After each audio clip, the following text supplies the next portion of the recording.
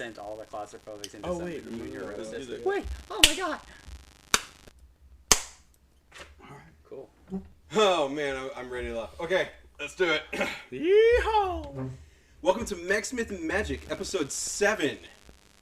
Man, we've been doing this for, well, if you want to listen to them one a day, we're at a week now. I don't know why anybody would listen to us for one a day. You probably want more than one a day. So, I am joined by two other gentlemen on mic, and it's going to be very interesting because we have somebody for the first time ever. Our first guest, Brendan Parrish. You have heard him on this show. He is responsible for my newfound Amazon list of Magic the Gathering cards, my newfound love of miniatures, Actually, there are a lot of new things that you have gotten me into, but I'm going to stop talking. I am a peddler of various IPs and fandoms, for sure. Yeah? Yeah. I've definitely gotten a lot of people hooked on that. Now, do you make people say the name of the show at the top? Like, I'm going to make you say it right now. Okay, Mechs, Myth, and Magic. There you go. Dang! Mexican Magic. Not Mexican magic. We do not promote magic. And I am also joined by my good friend and loyal support. Hi, I'm Dante from DanteDreams.com. Yeah, he's got a website and I don't. So I don't have a website either. Well, I did have a website. Make a website. You did have a website, so you're still above Yeah, doing that. it's kind of been, it's wait. faded away. Did it have your headshot on it? Sure did. Tell us! Sure did. Oh, wow. What was the address? Is it still there? Is it still live? I don't think so. I think Well, I think it's put it for the internet expired. to check. What is it? Good. Brandon Parrish, ENT, as in entertainment.com. Nice. Now the real question is, do you have an IMDb? I do have an IMDb. Oh!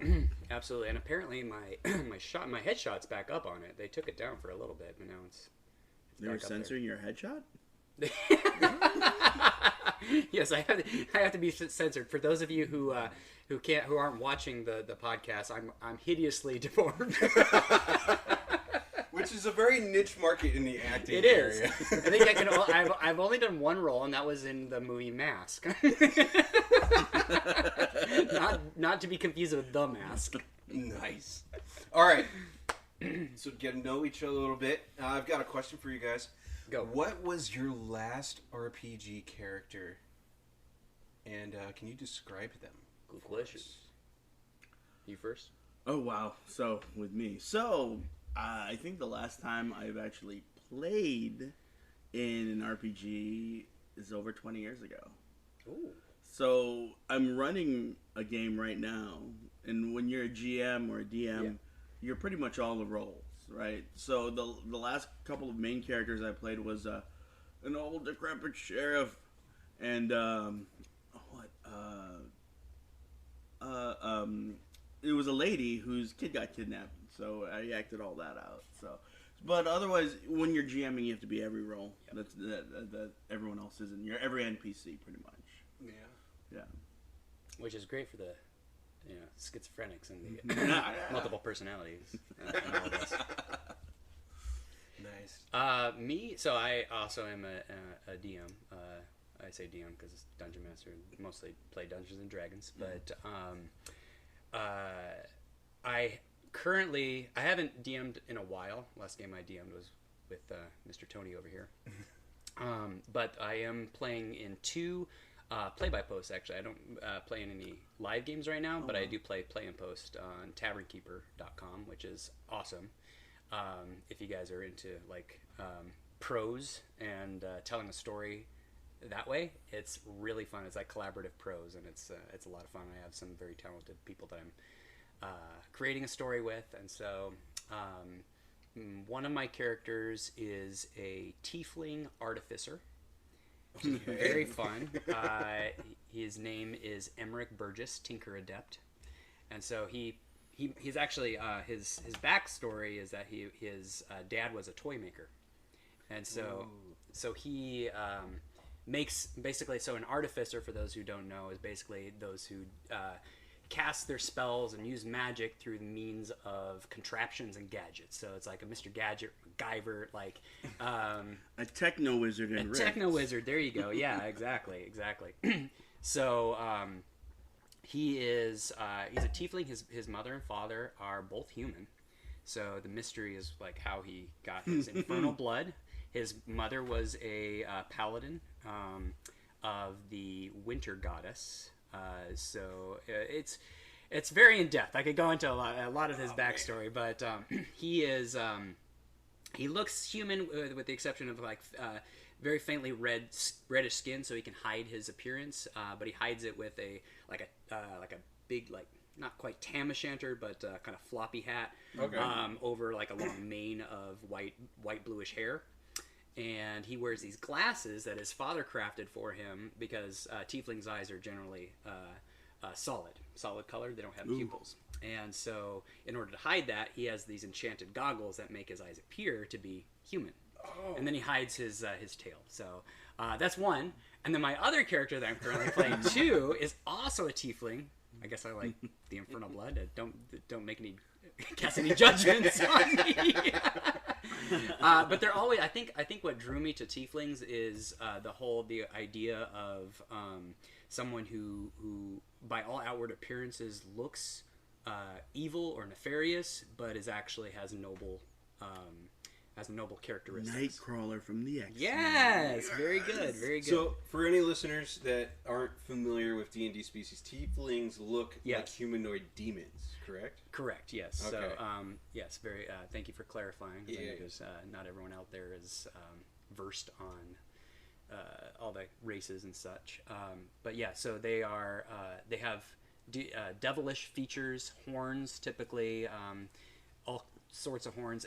They're varied, so different colored skins, different kind of sub races of tieflings.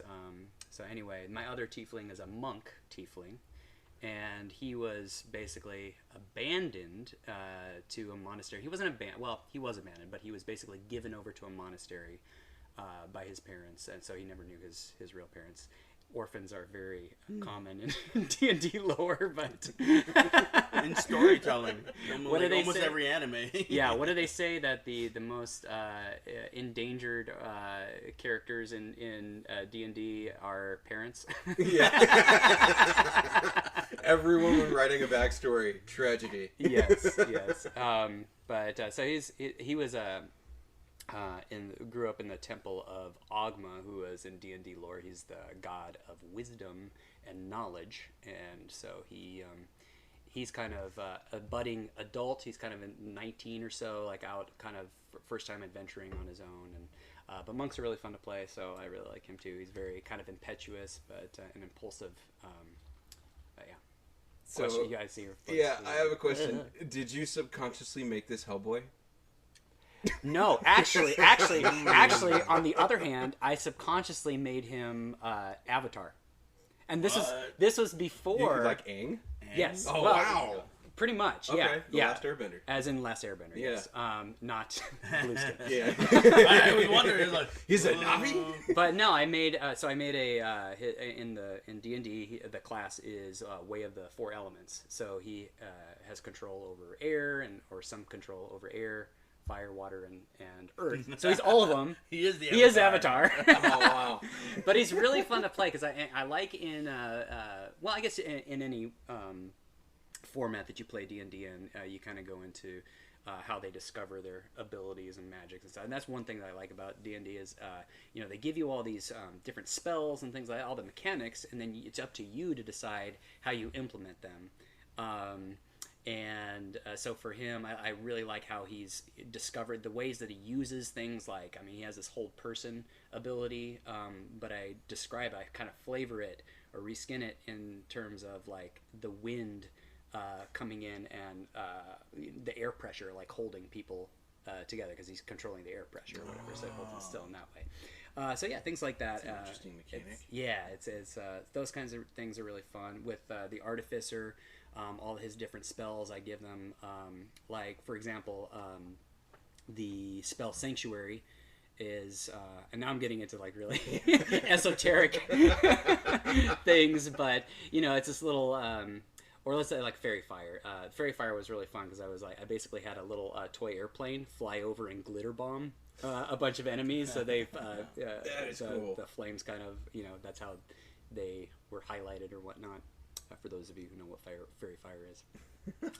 So yeah, those are my characters. I could go on and on and on, but I'm sure you. I see that. Yeah, man. That last one you were mentioning, I made a connection between the abandoned orphan, Hellboy turning up in the middle of World War II, monk, Catholic faith. Like I just started imagining Hellboy, but smaller and skinnier. But and yeah, I definitely kind of dive into that whole struggle with conscious, struggle with their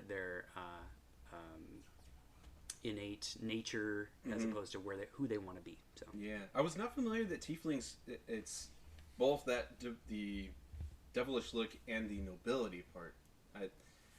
I mean, I'm not as well depending. versed in Yeah, I mean, they can have any Mm-hmm. alignment, right? Yeah. There can be evil ones. yeah, they They're just like humans. So. yeah, exactly. And most of them don't really fall into don't really. Okay. So it's not like dark elves are typically the ones who generally are chaotic evil, and then you have like the few offsets. Unless you've got a whole book series. How do you written after pronounce the proper name for dark elves? Drow. However, I will say this: for years and years and years, I did say Drow, because when I was reading the books, and this will go into how I got involved with D&D and all this stuff, but when I was reading, of course, R.A. Salvatore's Dark Elf trilogy, my friend.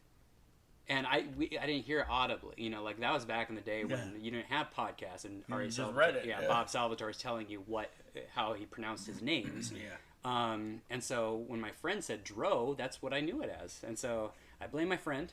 Reed, if you're watching, I blame you. I'm trying to remember drow. That's how I've always said it. Yeah. So, but yeah, for years, and then I was very adamant that it was Dro for the longest time. Finally, I acquiesced and was like, okay, it's Drow because Bob said it. Nice. I think so. I have not played a ton of D&D, but the last time I did play was part of your campaign, and I created a Dragonborn named Rogar, whose background was not a carny, but a traveling entertainer who was exceptionally good at a lute,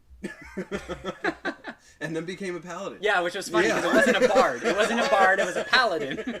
I was wondering if you were gonna multi-class into bard at all, but yeah, I was like, is that a he's type a of bard? paladin with a musical soul.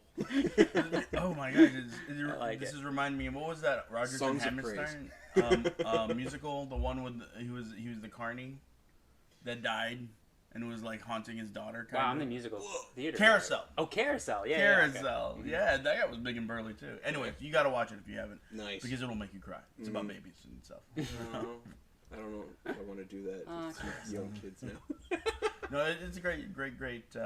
I'm a Rodgers and Hammerstein fan. Yeah. The way you were getting into the backstory of your character made me feel shame because I gave you a paragraph of backstory. Well, I have lived with these characters for a good 2 years. I mean, if you ever done play by post, I mean, we're probably into a maybe the 4th hour or the 5th hour of a camp, maybe a little longer, but it's been 2 years.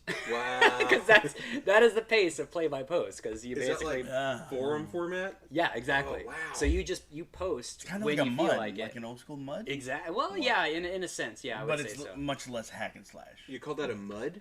Yeah, I can't remember. Multi-user dimension, I believe, is what like it that. stands for. But I used to play you're gonna have to mods. explain that. Tyrell was one that I played back in the day. So it's text-based. It's a text-based adventure. Yeah. Oh. And you used to tell them that. I mean, this is before graphic user interfaces. Oh, This was before or at the same time as say Netscape or what was the one? Mosaic.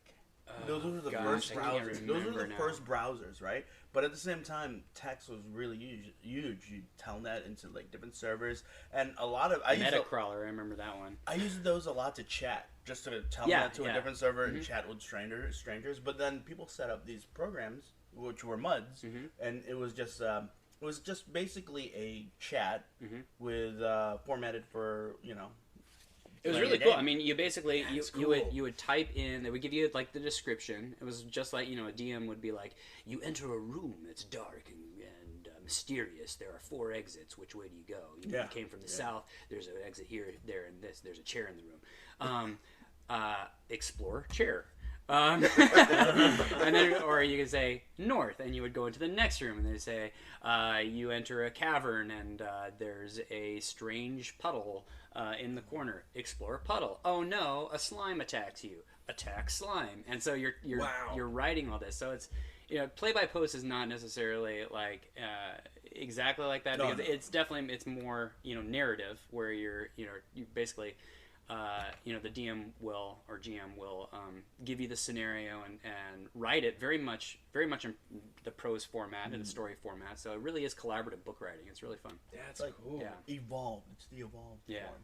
But that's what role playing games are. It's exactly. Collaborative storytelling. Mm-hmm. Wow. So that's how I get my fix for playing, and I haven't. I want to get back into the real thing? DMing world. But what's that? The real thing.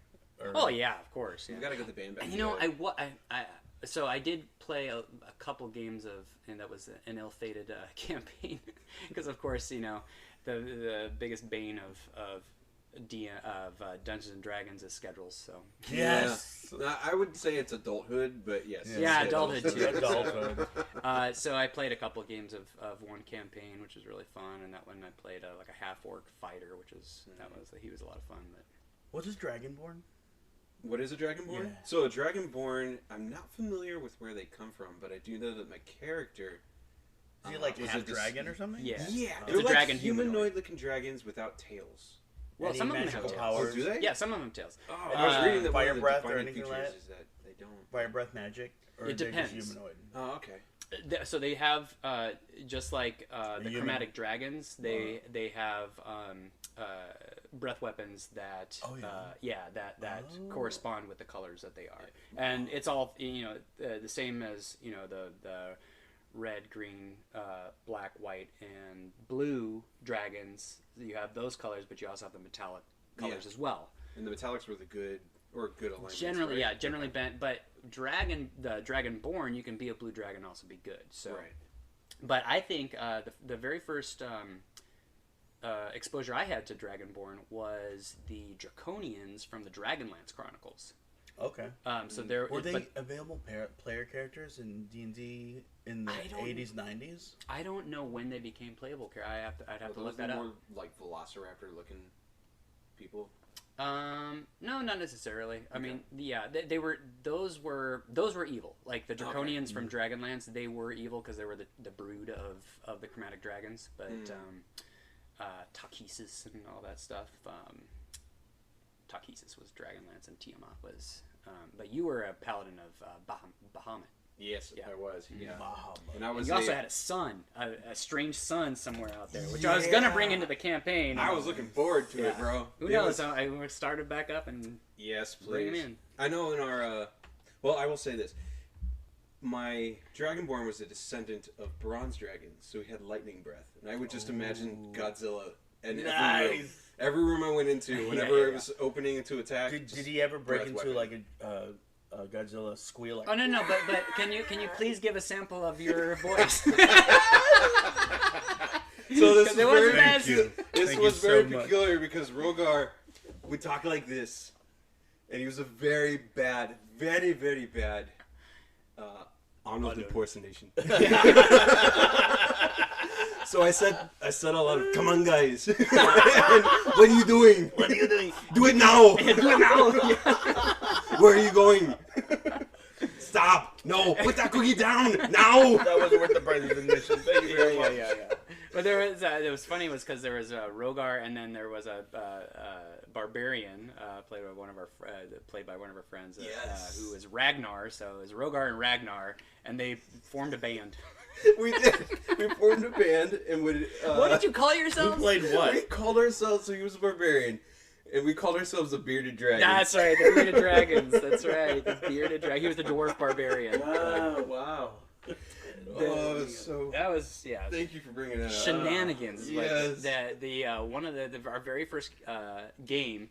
One of the characters got killed by cats. Oh yeah. And then they almost died by fish. And then you guys. I have a feeling. by oh fish. My goodness. Wow. So I've heard and played D&D campaigns where it started off just a little easy, and then eventually you get to your butt kicked moment that all the characters are like, okay, well now we have a mission to go on, you know. Brandon threw us in the ringer immediately. No, you threw yourselves in the ringer because each one of those times where they almost got themselves killed was from them trying to derail. It was two people. Two people made terrible decisions that would get the entire group in trouble. Constantly. One of them turned into a were-rat. Not a lie. Yeah. Because he thought it was a good idea to fight something that he couldn't kill. Yep. Oh man, so many good times. And the other one just hated cats, so he decided to kick one, and then a group of stray cats came and attacked him. Yep. And then when you have 20 cats ganged up on one character, you're gonna die. I'll never forget you describing. He didn't die. He got knocked out. But he barely got away. Did you like roll for initiative for every cat, or like it was rules? Mob rules. Yes. Yeah. I'll never forget you describing all these cats just tearing him away and him trying to like claw back. That's the visualization of this like halfling rogue with a fear of cats was hysterical. And then we found out that my character had a fear of birds.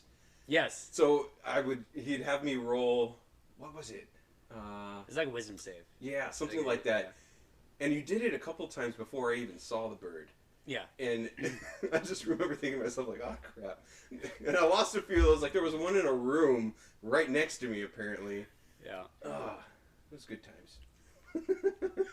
Shenanigans. What's the next question?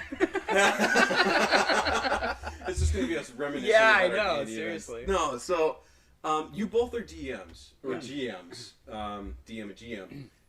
What are some of your like go-to methods for making sure that your characters are staying within this illusion of a world that you're building around them? Because for us, I remember we had a lot of trouble metagaming. We would just talk about, but Brandon, you did a good job of keeping us in the story so that at times we were talking as characters as opposed to us talking to each other about our characters. I kind of want to pick your brains about that. What are some of the things that you guys go to? Brandon, you can start. Sure. So I say that one of the best tools for a GM is asking questions of the players, usually in character. Try to engage. If you have an NPC that the characters encounter, you can really get a lot of great. When you lead by example and come up to them in some crazy accent or something, I mean, the initial reaction.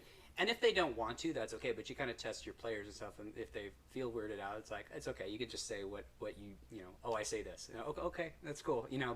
But it helps to get them to engage them the way that by showing an example of how you engage. So yeah, I think asking your players a lot of questions, asking them what they're doing, like basically throughout the game that you're doing. Like trying to keep everyone involved. If a couple people are kind of taking the spotlight for a little while, you can turn to another person. Well, what are you doing during this? That kind of thing. So I think asking questions for me is like my go-to for keeping people immersed in the game. Nice. Yeah, so I encourage my guys to play in character, to role play, and I tell them I'll give you extra XP points if you are acting. Oh, inspiration is good. Yeah. Oh, yeah. And I'll talk to them a lot, and I'll play out like I was saying. I played out the lady who lost her kid, or the sheriff, or whoever they run into usually. And if they start straying, like they start arguing about nonsense, or they start like not being productive or something, I'll just start throwing things at them, just random, just like this happens.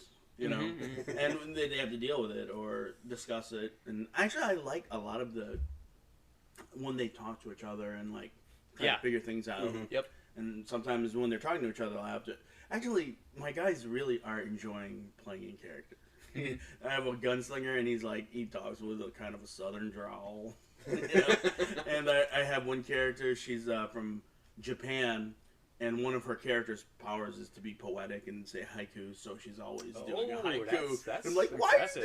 like cool. And there's a role to save because I think it's supposed to inspire you. So it's like if she wants to inspire the group, Anyway, she's playing in character a lot. A lot of the guys are, But yeah, just to encourage the role playing, and then if they're going in a direction where I think it's not going to be productive, I do throw things out. Yeah. Like, I'm still learning the craft, but yeah, I enjoy it. You have to be on your toes. You do. It's tough being a GM. Yeah, I mean, because everyone, they talk about railroading. Are you familiar with the term?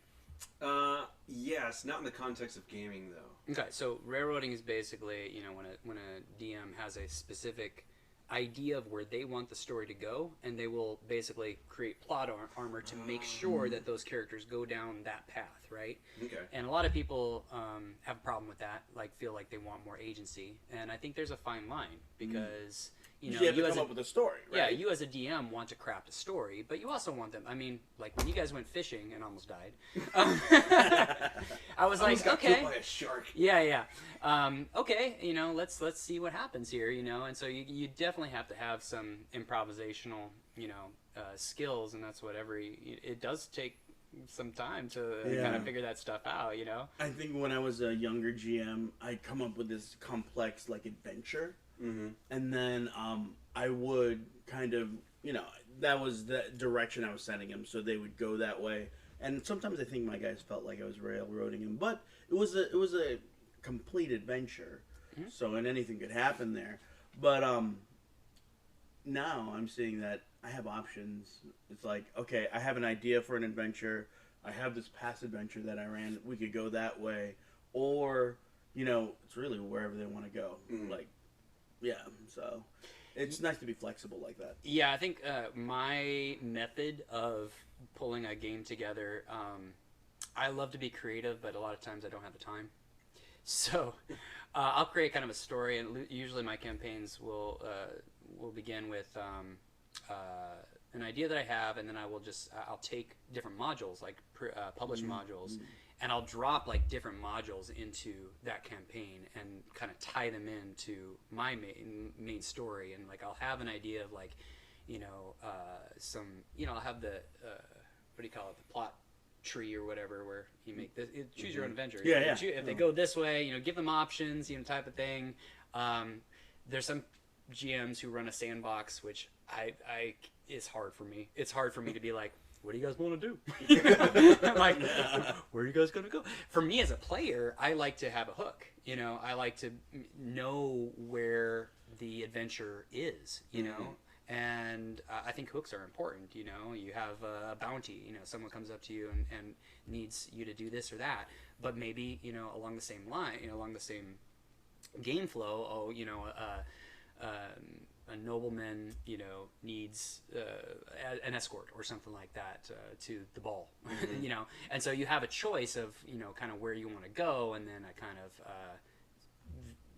roughly kind of plot out where things are. So you have to have an idea of what your world looks like and everything, but there's a lot of balls in the air juggling when you're DMing. Wow. Dante, I saw your eyes light up a little bit there when you talked about one of your players giving an inspirational speech. Do you guys have dad moments where you're just super proud of your players? And can you describe one of those for me? Yeah. Okay.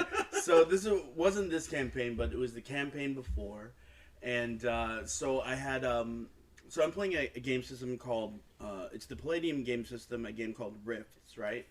And in Rifts, you can pull in a bunch of different things, from almost any genre, any kind of game or series or whatever. Anyways, so my group is adventuring, and a Rift opens up, it's a portal to a different dimension, and different things are popping up. We had a 40k Space Marine pop out. Wow. And we had a Zentradi battle pod from Robotech pop out. And I didn't know how they were going to deal with any of this stuff. This was one of the early games, right? And so I thought the battle pod was going to do a lot more damage to these guys, and they went nuts. They just, I can't remember. I think it was Carly, if you're out there. She, and I can't remember who else. They climbed on the back of this battle pod and just stabbed it. Right? I mean, there was a battle going on. Basically, they captured a battle pod. They killed a 60-foot giant, and I was like, I didn't expect that to happen, or so quick. But everything they said was, there was a lot of times that group would just innovate, and like it's like I'm very surprised and I'm not disappointed. You kind of thwarted everything I was gonna do, and we're going in a different direction. But I'm alright with that. So that was a good group. That's cool. Yeah. Gosh, there's so many stories on. I always have a hard time like being put on the spot and like coming up with the memories off the cuff. But I think whenever you throw something at a party, at a group of players, that you're like. I remember listening to one of my kind of inspirations for DMing. His name is Matt Colville. He's out there, does his own podcast. He's great. You should check him out if you're into D&D. But he is always like, throw something out there. Don't worry about what the difficulty is. Your players will surprise you. And so I started to kind of not paying as much attention to the number crunching of the challenge ratings and things like that. And we're basically like, well, I hope they don't die on this. That explains a lot. Bravo. But yeah, and I think there's been a number of times, I mean, you guys got yourself in quite a mess a couple different times, but you guys were able to come out on top of that. Like there was that one, oh man, you guys like bypass an entire house, what you call it, incursion, whatever, invasion, a home invasion. You were trying to get into this mansion and ended up trying to going over the wall, which was guarded by a hellhound, and I mean, you guys and basically kind of shortcutted your way to a mini boss, which you weren't ready for. Nice. But somehow you guys managed to escape that situation. And then what I was really impressed with was it was basically these nobles who were kind of hiding their true intentions, and there's a bunch of like devil worshippers or something like that. They had some nefarious plans that they were keeping on the low, and you guys kind of unveiled that, and then you had to but they were still nobles, and so they had some prestige within the town, and the police came because you were trespassing and breaking and entering, and you guys were able to get away from that situation by distractions. The bearded dragons actually had a big part of that. Like they started playing and like drawing it. Oh, yeah? They rolled a high enough charisma check where they started drawing a bunch of people in for an audience, which gave the other players the opportunity to climb over the wall and like get away. Nice. So I was proud of you guys for that. I remember that. I think that I want to say that it was the other players' idea to just like, oh, we're street performing was our excuse for being there. Yeah. And I remember being like, this is not gonna work. Yeah. Oh man, that was intense. Wow. Good times. Yeah. Buskers. Buskers? Oh, yeah. No, absolutely. Brandon, you were talking a little bit earlier about, being able to be on your toes as a DM. Mm-hmm. And I remember once requesting, hey, can we get a Christmas special? Yeah. Did you come up with that all on your own, or did you use something else as a basis? I have to confess that I pulled that from. It was published. It was a kind of an independent published module, but I thought it was very cleverly written, and there's a number of different like Christmas and Halloween and holiday stuff that's out there. So I just take them and make them my own. Yeah. The Christmas special that killed me. Literally. Yeah. Yep. You can't. Actually, that was another one of those that I was very proud of you guys. Even though you died, like I didn't think you guys were getting away. It was a Krampus, by the way. They were fighting the Krampus. Yeah. Nice. And those are they had expended. You guys had expended basically all your resources, because those in the know that dungeon mastering, like creating dungeons and things like that. And I'll admit too, like when I started running the game, I was like, oh my gosh, like there's a lot of this space that they have to go through before they get to the final boss, and they're going to be expending everything if they don't take short rest, long rest, that kind of thing. I don't think you get. Well, no, you guys. I think you did take like one short rest or something. I think we did. But you really needed a long rest to like get all your stuff back. But you managed to. Yeah, you faced the Krampus and came out victorious. But it was. But you sacrificed your life. He went down. Yeah, I don't remember if it was sacrifice or if I just bled out on the floor. No, you bled out. You failed your death saving throws, and that was. I think you actually crit failed one and you lost two. I think that's what happened. Yeah, it was. I was like, oh no. Those were like the special dice and my wife got me. And so I was like, well, this is just it's kind of they basically were pulled out of their world that they were adventuring in by, I think it was Rudolph, right? Rudolph pulled you out. Yeah. Pulled you through this portal saying, I need help. I gotta find Santa. Actually, he had a German accent. I need help. I need to find Santa. So Austrians, Germans. Yeah. It was either Rudolph or Hansel. One of the two. I remember he had a German accent. I wanted to give him a German accent. But yeah, so I had to, I was like, I'm not gonna kill his character in a special, so he was saved by the magic of Christmas cookies. Santa saved him, so yeah. That's awesome. So tell me a little bit about what got you into D&D. Yeah. So I kind of touched on it a little bit earlier, but so my first really exposure to the fantasy genre was really through the books I had mentioned. I think Chronicles of well, I love Chronicles of Narnia, but the Dragonlance Chronicles were probably they were my first. The Dragons of Autumn, Twilight. Is that one? Anyway, yeah. So they were the first books that I got into, and then from there I started reading, and they were all because of my friend Reed. Thank you. It's your fault that I am a nerd. So I started reading all like Forgotten Realms, all of R.A. Salvatore's. He was my favorite when growing up. So I read through all the Dark Elf trilogy and all that stuff, and really loved the character of Drizzt and the Companions of the Hall. So I read fantasy throughout high school.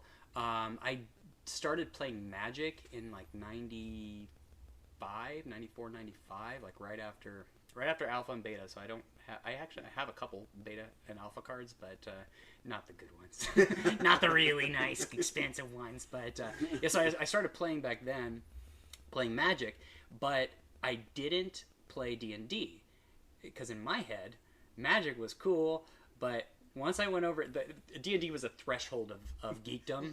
I was like, I'm already a geek. But the thing was, so I didn't go that I didn't take the extra step. Mm-hmm. But I remember coming back from when I went to school in New York after high school. I was studying musical theater out there, and I came back and a friend of mine had been, and Reed was involved in this too, but his friend had been running a game, and one of the players wasn't able to join him that weekend I was back, or that week I was back. I think it was over like Christmas break, and they're like, "Do you want to hop in with this guy's character?" I was like, "Yeah, that sounds like a lot of fun." And I had a blast. It was like this halfling character, and I just went off. Awesome. I was just like, because it wasn't my character, I would throw him into any crazy situation. I'm like, I can do whatever I want. This is great. And I didn't play after that. I played that one game, and I didn't play after that for another probably like 12 years, I would say. Wow. Yeah. So just because I just wasn't in or around people who really played or anything like that. So then back in 2000, when was it? 2012 or 13, I want to say.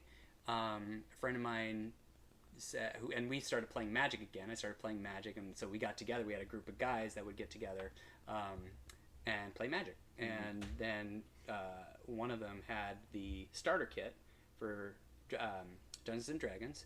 I was like, hey, I got the starter kit. Would you guys be interested in playing? I was like, yeah, I'd definitely play. And so we started again, and that's when I got to really start a character. This was 5e, 5th edition. Okay. And I only know 5th. Well, I think I was playing like either 3rd edition or 3.5, possibly. But I started playing 5th edition, and I was like, why did I wait so long to play this? It's like everything I love. It's games, it's acting, it's like it's storytelling, it's improv. I get to do voice. Like, this is so much fun. And so it wasn't too long after I started playing that I was like, I want to DM. I want to make my own story. And my own story was actually a storyline or a campaign. It was supposed to be a one-shot.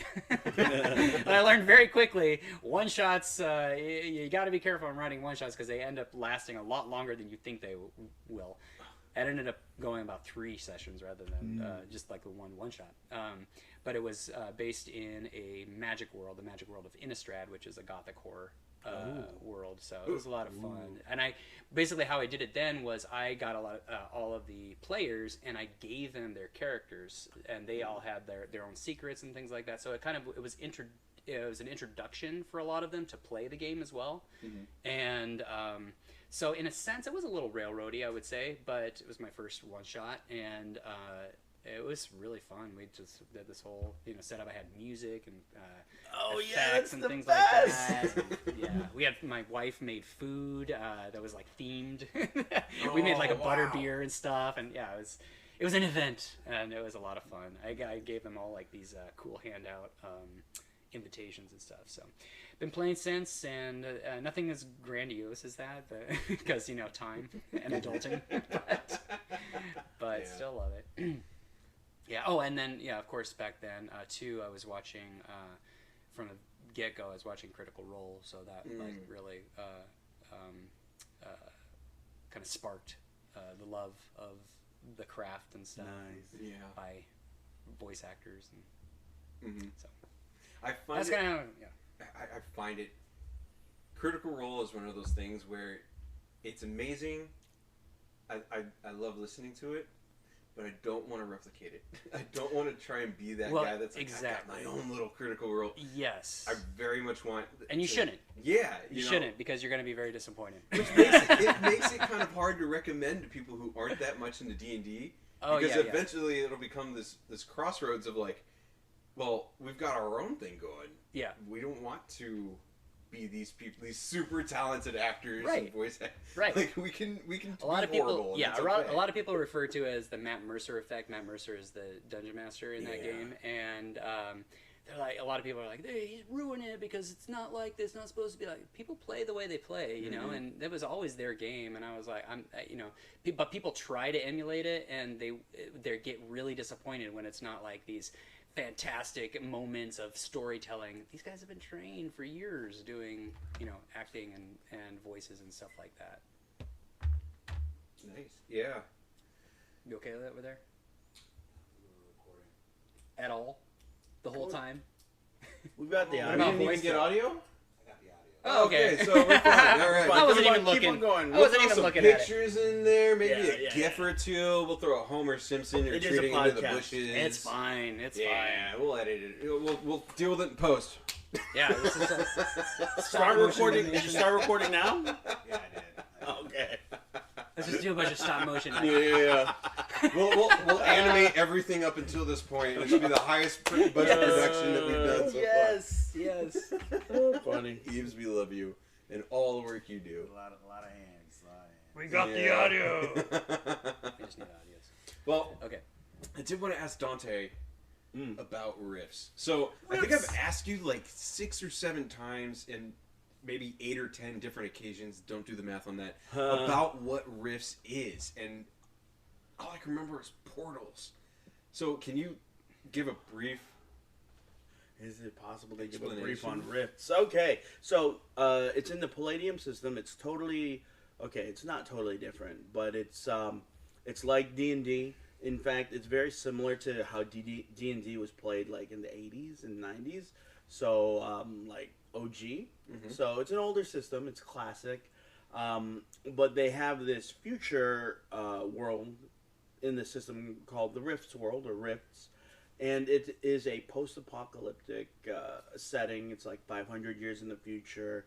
There's been a golden age of man, and it's 100 years after the apocalypse. Caused by, it was secret for many, many years. It's not really important, but magic has emerged on the planet, and portals have opened up all over the world, leading to different dimensions than usually hell dimensions, because demons and monsters have spilled forth, destroying humanity, and that's the world that is Rift. It's like monsters and wizards versus men and mech and tech. So that's the brief, I think. Okay, and how did you even discover this? Because apparently, like, when I think tabletop RPGs, D&D is one of the first things that comes to my head. D&D is kind of like the poster child for RPGs. Well, let me go back how I discovered RPGs. Okay, so when I was around 10, back in the 80s, D&D was around. I had a cousin that played, we're Filipino, everyone's cousins, everyone's uncle, whatever. But he played. He introduced it to me. I think he even gave me a module to learn how to play. But I was 10, so it was really complicated, and I never did.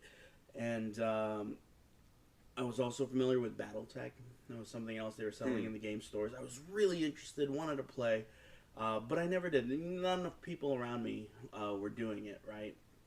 So when I was a freshman in high school, I think it was, I was in a public library here in Orlando. I just moved here, and there was a Palladium Rifts book. And I was like, what is this amazingness, right? And I think I was turned on to it because the Robotech role-playing game was also in the same system, right? Okay. So I looked those up, and I was like, oh, this is great. I was like, what is this? This is like Robotech, but there is magic, and they're a compatible game system. So I got those books eventually, and I never played them, right? I had these books forever, and I actually have been building a collection of those books. If you look to my left, I've got almost 2 shelves of Palladium books and other role-playing games. Yeah. And model kits. So in high school, after I met people in Orlando, we formed a D&D group, and we'd meet, D&D group. We'd meet every week or so, and we'd try our hand out at D&D, and that was my first introduction into actually playing D&D. That's cool. Yeah. But they'd usually devolve. It's like, okay, we play for like an hour, we'd play, it's like, come on, let's just watch a movie. And then, and for like 2 or 3 years, we watched 3 or 4 movies. We'd watch Dune over and over again, Akira over and over again. What else did we watch? Pink Floyd, The Wall, over and over again. I mean, those are burned into my soul, right? From my D&D group. And, I tried running Robotech with one of my friends, like, in high school, in early college, and, it never really turned out, But in college, I had friends that would run other games, like GURPS. Like, they'd run, like, all kinds of stuff, like... What is GURPS? I've heard of that too, but I've never. I think it stands for generic role. I don't know. It's like a generic. I know that RP probably stands for role playing. Yeah. Role playing system, generic user role playing system. Generic. Maybe, but it was a generic system that you could put to anything, really, right? And I never GM'd in that, but I had a great GM, and he ran like an X-Files type thing with the music, nice. with the spooky music, and we're playing X-Files. a modern horror kind of thing. It was great. And then, so that was my introduction to Robotech, to Rifts. And then I didn't play for like 20 years because, I don't know, it was hard to get a group together, and, it was college, so it was like, we were just doing our own thing. It was a bad time for being a nerd. For me. But I kept on building up this collection of Rifts books, Palladium, Robotech books. And I started running campaigns in like 2009, 2010. And I just, came into my own with GMing, and I'm still learning the craft. Next week I should be, in 2 weeks, I should be at the Palladium open house They're just gonna be a bunch of people at that publishing house running the games like that. Oh, cool. That's cool. Yeah, like the writer, the publisher, the other writers of the system. I know that one of the things that helped me with getting my teeth cut on DMing was I would actually volunteer at our LGS, our local game store, to run Adventure League games, like little one-shots, which were these are published modules that were that Wizards of the Coast would kind of produce or whatever to kind of introduce players and everything. So I really like teaching the game too. So, but that really helped me in learning how to DM and kind of work with players and create stories and just getting these little modules. And the modules weren't perfect, but that even really helped you with improvising and kind of It gives you material that you can just throw in there. You know, and that's one of the reasons I can be random with my games is because I've been building up that library for years and I know all about that world, so I can just throw in an enemy that I know about. It comes across to me that Rifts is like for the person who wants everything. Yes. Like, I want robots and wizards and dragons and Cthulhu and I want it all. You're Give right. It all to me. You're absolutely correct. You're absolutely correct. And that's how the game how the publishers made it. They had everything right. So I added on. I was like, okay, so I want them to fight xenomorphs, and I want a space marine to be infested by aliens. And then I want the Avengers there. The evil Avengers. Superheroes. They're Canadian. I've done it. I've done like a Wolverine variant. He was called Ursus. And he's basically Wolverine, except he was bear themed. Bear thing? Oh, I get it. All right. That's great. Ursine. Yeah, that's amazing. Ooh, I think I might throw my curtain party through something like that. Oh, wow. There was one time I had my group. This is a previous campaign. They were going through the X Mansion, and the 90s, early aughts X Mansion was full of like self-defensive measures. There were no X-Men there, but they got stuck in the danger room. Oh yeah. You guys know what the danger room is? Oh my gosh. Yes, they had to destroy the danger room. For anybody who's not aware, in the X-Men comics, the danger room was the area where the X-Men trained. And it was a room that operated in such a way where anything that could be thrown at the X-Men to test their abilities was created. And it put them through their cycles to make sure that they were honing their powers to their greatest extent. If you put a normal person in the room, they're going to be torn to shreds because they're not superhuman. So it's a nightmare. Yeah, and that's one of those what do you call it? The funhouse dungeons. That's a funhouse dungeon. Right yeah, like a meat grinder type. Oh man!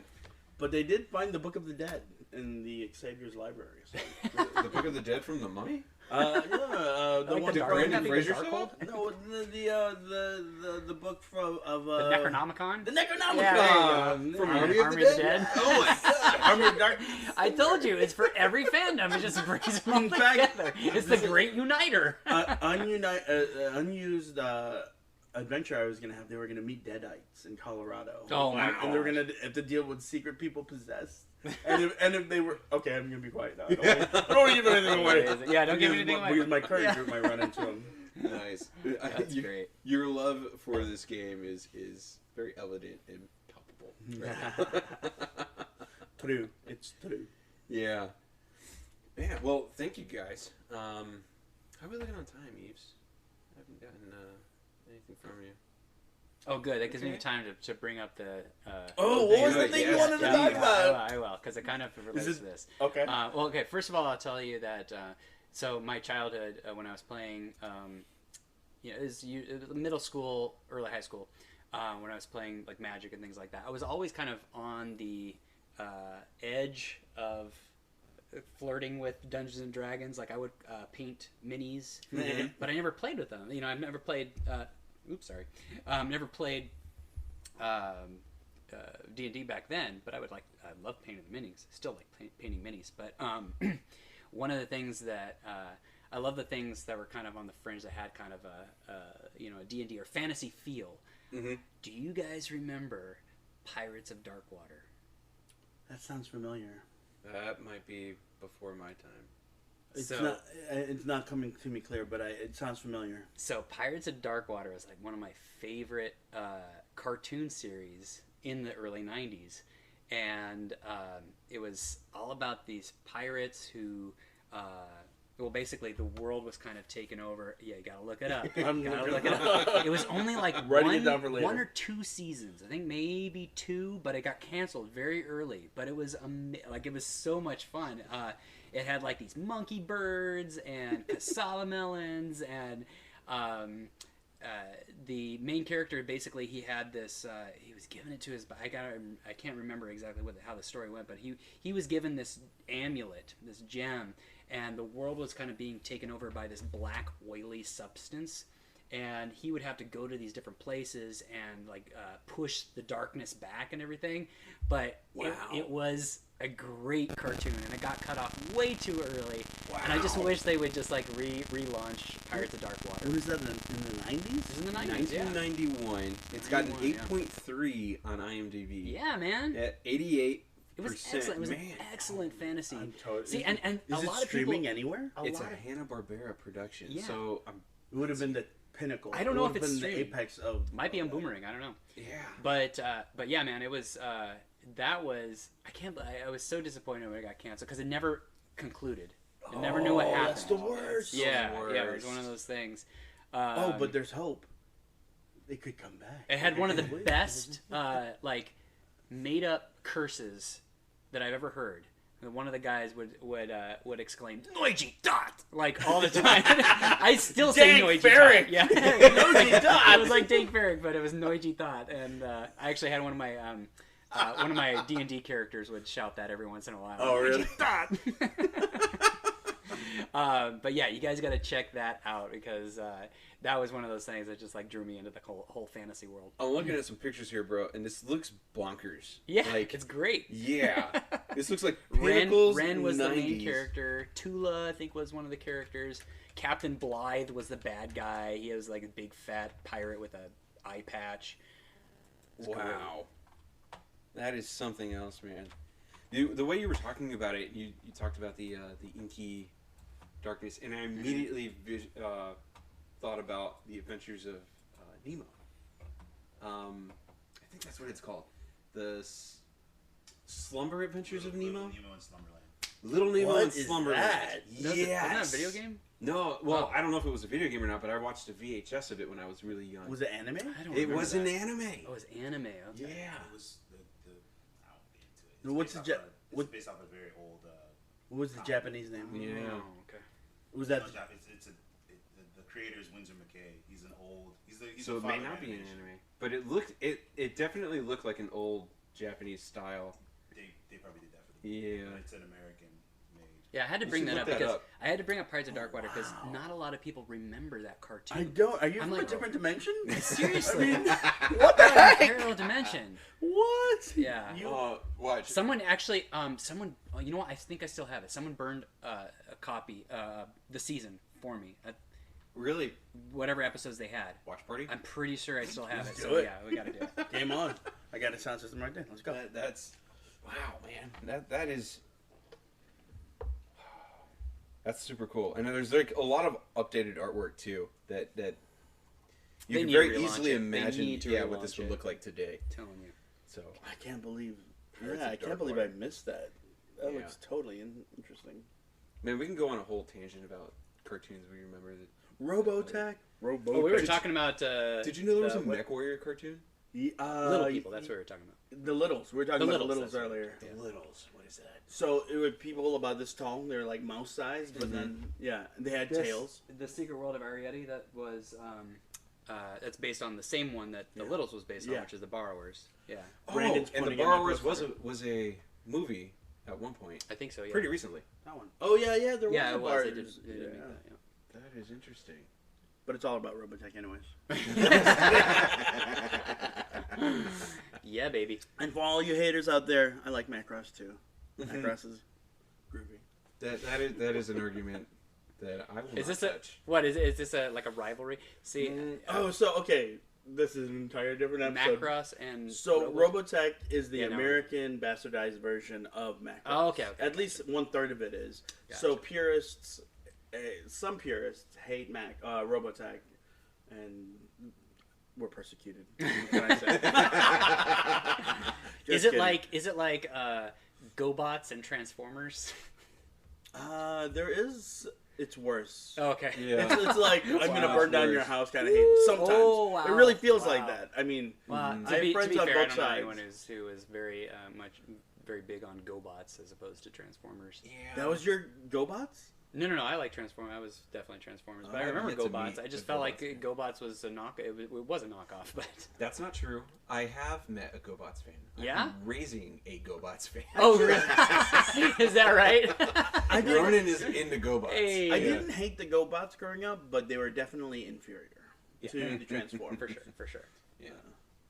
He does keep asking where's Optimus Prime though, so he's aware of Transformers, but he keeps asking for GoBots cartoons. It's probably all in one universe to him. And in Rifts, it is, because both GoBots and Transformers have met. Way to circle back. Do you have a favorite dice set that you use? No. No. I don't. I usually get a new one for every campaign. Mm-hmm. At the last MegaCon, I got a bunch of fancy dice. They're really expensive and like handmade by an individual, but it wasn't a complete set, so I don't use it. But I started carrying. So I'm a writer, I love those fancy ones. and Wish I could afford 'em. in my different It's writing amazing. kits, when I go places, I'll have writing stuff, but I'll also have some dice. Mhm. And I'm like, is this character gonna live or die? It doesn't happen always. It doesn't I always love it. happen. But sometimes when I'm name bashing and I come up with a bunch of names that I like, oh, I like that. I don't know which one to choose. I'll have like 3 or 4 names and I'll roll a dice. Oh, like, okay, hey, yeah. we're going with that one. Yeah. Yeah. That's good. That's always fun with DMing is like coming up with names on the fly because your I players have will a always list. ask you. I have a list. This I is have very to- good. That's very good. I always forget to write a list, so I always come up with a. Do you have a what's random what's your loot name? list? Jurbin.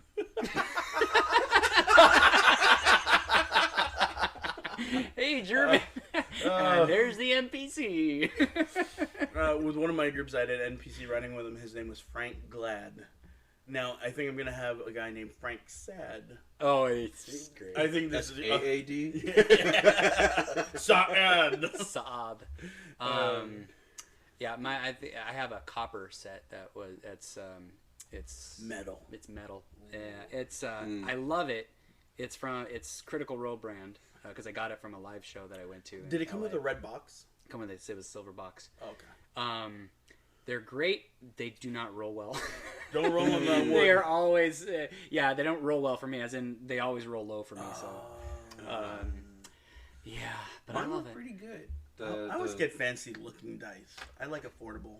Except Yeah. for that MegaCon set. I'll show you guys later. Mm-hmm. Nice. I definitely want to see it. So I know my wife got me a pair of metal dice that are gold and blue, which were wedding colors. Oh yeah, Aw. that's the ones you Those use are for the ones that I Rogar, use for yeah. Rogar. Which is always why I always think that you're blue Dragonborn and not the bronze because I always think about the color of your dice. So. Yeah. So And the lightning. Yeah, I haven't had too much of a problem with them rolling low. It's more like they roll the. You sure about that, weirdest- bro? they were pretty You had- average, but they guess would so. roll low at the worst. At the worst times. That's the thing. It was yeah. like on your death saves. That's- less like bad dice, more like cursed dice. Yeah. By the way, just the whole fish incident. Oh, and they died because they decided to go fishing off a pier where there's sharks. Oh, okay. Once I was gonna say, again, what kind of fish? Not the group consensus. 2 people decided they wanted to do this, and Well, the that rest of us followed. Yeah, that was one of those things that was like improvisational when we're talking about like, okay, how do I do this? Okay, they're going to fish off the docks in in a port city. What's going to be in there? Well, they're probably going to be a bunch of sharks and scavengers like looking for the leftover food. So I like thinking about these things because I don't know if that's accurate. I would think that there would be like predator. Anyway, Maybe. it made it exciting for sure. Yeah, it did. So yeah, there was a couple of reef sharks there and some quippers, which are piranhas. Man, that was terrible. Well, did they jump out of the water? They jumped into the water. They call he called it. Our Tom, barbarian jumped in. He called it boy. dwarf fishing. Yep. He's like, "This is how you fish." With a knife and got carried away by a shark, and then I jumped in to try and save him and got attacked while I was down there. That Dwarven sounds very fishing. cinematic. That sounds like it should be in the movie. Yeah. That's awesome. It was a great moment. Those type of moments is what D&D is all about, though. Yep. I love it. It's so much fun when And you get those players that ensues. just they want to see the world burn. They want to really test the limits of what they're allowed to do. And we definitely. Oh, well, I mean, yeah. One of our players, I was like, "Oh, right, you want to do that? You're getting arrested." Yep. I remember that. Yeah. And you have to throw in those consequences. As Yeah, a GM, consequences. You have, that's how you teach. That's Cross how You you want to teach. kick a cat? Kick a cat. Watch Crush what the happens. GM. Yep. A piano might just fall out of the sky. You want to I be a mean, murder that hobo? Let's go! I can be a murder hobo too. I just like murdering players. Life's about to get rough. Well, you know what? I think we're gonna wrap up here. Brandon, thank you for joining us. I really loved appreciate it. you being here. Thanks for man. having me on. I love geeking out. So. Woohoo! Yeah.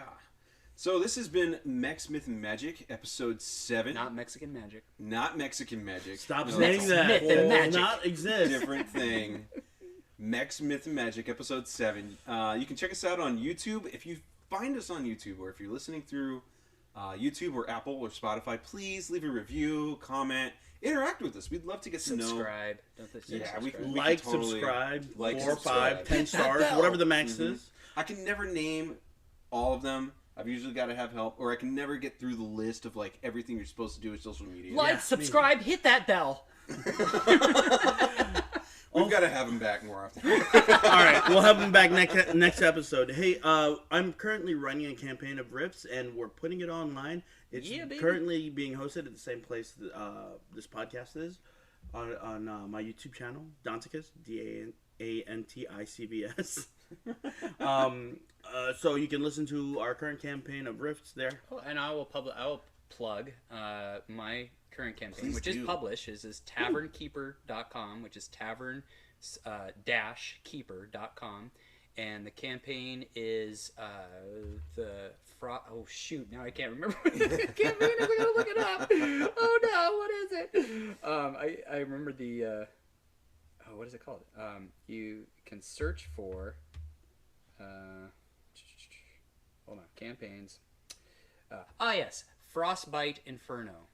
Okay. Frostbite Nice. Inferno. Frostbite Nice. Inferno. So if you look up Frostbite Inferno, you can follow our campaign from the beginning, from chapter 1. We're in chapter 5 right now. Yep.